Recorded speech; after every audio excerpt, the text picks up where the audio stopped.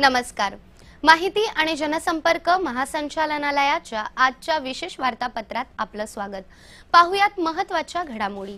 क्रांतिज्योती सावित्रीबाई फुले यांच्या जयंतीनिमित्त मंत्रालयात मुख्यमंत्री देवेंद्र फडणवीस यांच्या हस्ते त्यांच्या प्रतिमेस पुष्पहार अर्पण करून अभिवादन करण्यात आलं। आता नजर टाकूया मंत्रिमंडळातील महत्त्वाच्या निर्णयांवर।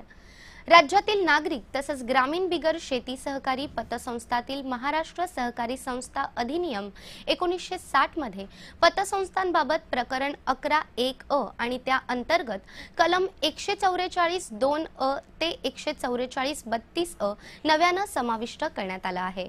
तसंच कलम 146 आणि 147 मध्ये सुधारणा करण्यास मान्यता देण्यात आली। यामुळे ठेवीदारांच्या हिताचे रक्षण होणार आहे। केंद्र शासनातर्फे उभारण्यात येणाऱ्या national centre of excellence for animation visual effects gaming and comic या शैक्षणिक केंद्रासाठी मुंबईतील गोरेगाव चित्रनगरीत जागा देण्यास मान्यता। अनुसूचित जाती तसंच नवबौद्ध शेतकऱ्यांच्या विकासासाठी डॉक्टर बाबासाहेब आंबेडकर कृषी स्वावलंबन योजनेस मान्यता। या योजनेअंतर्गत पंपसंच वीज जोडणी आकार नवीन विहिरींसाठी तसंच सूक्ष्म सिंचन संचांसाठी अनुदान देण्यात येणार आहे। राज्यातील शेतकऱ्यांना कृषीविषयक माहिती मोठ्या प्रमाणावर मिळावी यासाठी प्रत्येक जिल्ह्यात कृषी महोत्सव आयोजित करण्यास मान्यता। कॅशलेस अर्थव्यवस्थेच्या प्रचार आणि प्रसारासाठी फोर्ट परिसरातील मुंबई विद्यापीठाच्या कॅम्पसमध्ये आयोजित करण्यात आलेल्या डीजी धन मेळाव्याचे उद्घाटन वित्त विभागाचे अप्पर मुख्य सचिव DK जैन यांच्या हस्ते आज झालं।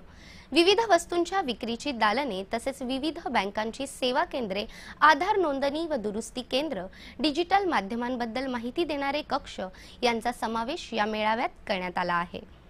भ्रष्टाचार मुक्त शासन आणि प्रशासन निर्माण करण्यासाठी महाराष्ट्र राज्य राजपत्रित अधिकारी महासंघाच्या वतीने राबवण्यात येत असलेलं पगारात भागवा अभियान कौतुकास्पद आहे, असं प्रतिपादन मुख्यमंत्री देवेंद्र फडणवीस यांनी मंत्रालयात राजपत्रित अधिकारी महासंघाच्या डिरेक्टरी 2017 या दिनदर्शिकेच्या प्रकाशन वेळी केलं।